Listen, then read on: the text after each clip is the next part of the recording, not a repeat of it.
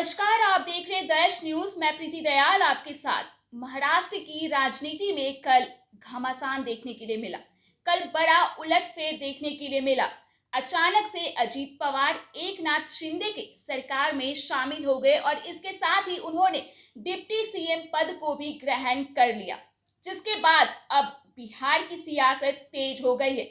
जी हाँ, महाराष्ट्र में जो भी उलटफेर हुआ उसका असर अब बिहार की सियासत में देखने के लिए मिल रहा है।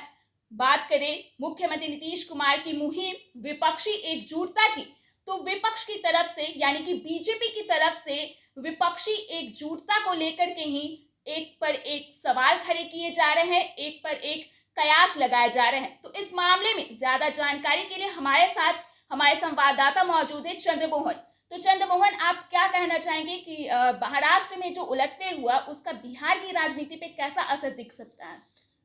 देखिए प्रीति, बिहार की राजनीति में असर तो दिख ही रहा है। लगातार जो विपक्ष के लोग हैं, यानी बिहार में जो विपक्ष की भूमिका में हैं बीजेपी के लोग, वो लगातार सरकार पर हमलावर हैं, सवाल खड़े कर रहे हैं। ये कह रहे हैं कि आने वाले दिनों में जो महाराष्ट्र में हुआ है बिहार में भी हमें देखने को मिलेगा।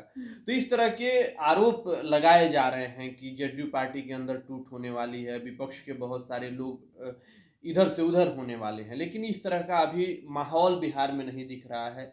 नीतीश कुमार इन चुनौतियों से निपटने के लिए पहले से ही तैयार हैं। आप देख रही होंगी कि पहले उन्होंने विधायकों के साथ 1 टू 1 किया, फिर अब अपने सांसदों के साथ 1 टू 1 कर रहे हैं। एक-एक सांसद से, एक-एक विधायक से मुख्यमंत्री मिल रहे हैं और ये जानने की कोशिश कर रहे हैं कि उनके अंदर क्या चल रहा है, उनके क्षेत्र में क्या चल रहा है। यानी उनसे रूबरू हो रहे हैं, उनकी परेशानियों को समझने की कोशिश कर रहे हैं। अगर अंदरूनी तौर पर अगर हम कहें कि नीतीश कुमार पहले से ही ये प्लानिंग बना रहे हैं कि आगे की रणनीति कैसे हमें तैयार करनी है, उस दिशा में वो काम करना शुरू कर दिए हैं। तो इसीलिए बिहार में हम ये नहीं कह सकते हैं कि जो महाराष्ट्र में हुआ है वो बिहार में भी होगा।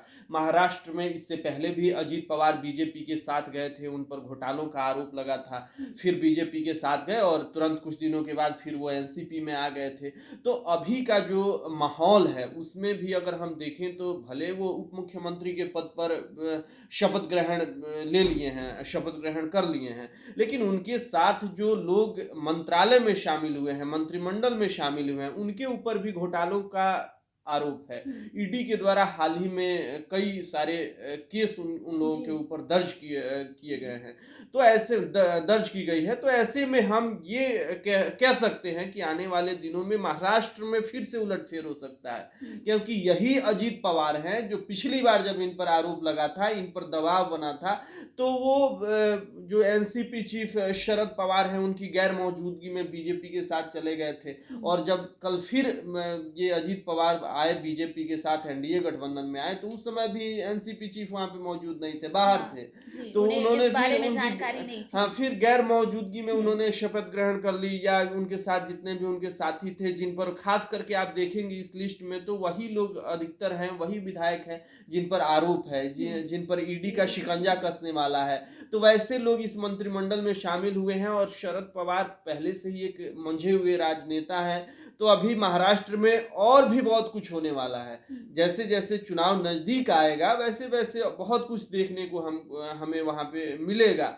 और बिहार की जहां तक बात रही, तो बिहार में जो भी राजनीतिक पार्टियां हैं, वो राजद हो या जेडीयू हो, ये लोग पूर्व से तैयारी कर रहे हैं। ये इनके जो नेता हैं वो तैयारी कर रहे हैं, और जो भी अंदरूनी डैमेज है उसे ये लोग अपने स्तर से ही निपटाने की कोशिश कर रहे हैं। अंदरूनी तौर पर ही इसे खत्म किया जा रहा है। तो बिहार में बहरहाल उस तरह की स्थिति बनती हुई नजर नहीं आ रही है।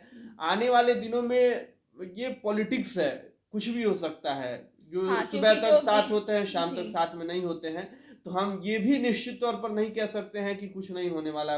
बहुत कुछ हो भी सकता है, लेकिन जिस तरह से अभी दिख रहा है उसके अनुसार से कुछ नहीं होने वाला। दरअसल बीजेपी के जो सांसद है सुशील कुमार मोदी, उन्होंने भी ये बयान दिया है कि महाराष्ट्र में जिस तरह से उलटफेर हुआ वो बिहार में भी देखने के लिए मिल सकता है। इसके लिए उन्होंने ये भी कहा कि इसी का जो डर था, मतलब इसी चीज़ को देखते हुए जो मुख्यमंत्री नीतीश कुमार है, अकेले में यानी सबका मतलब सामूहिक रूप से वो नहीं मुलाकात कर रहे, लेकिन वन टू वन अपने पार्टी के विधायक हो या फिर विधान पार्षद हो या फिर सांसद हो, उनसे मुलाकात कर रही। उन्हें ऐसी वो आशंका जता रहे कि बिहार में भी उलटफेर एकदम तय है कि वो हो सकता है। देखिए, सुशील मोदी विपक्ष की भूमिका में हैं, तो उनका कहना लाज़मी है। वो लगातार सत्ता पक्ष पर हमला बोलेंगे, उन पर हुँ, आरोप लगाएँगे, उन पर दबाव बनाएँगे, प्रेशर पॉलिटिक्स करेंगे।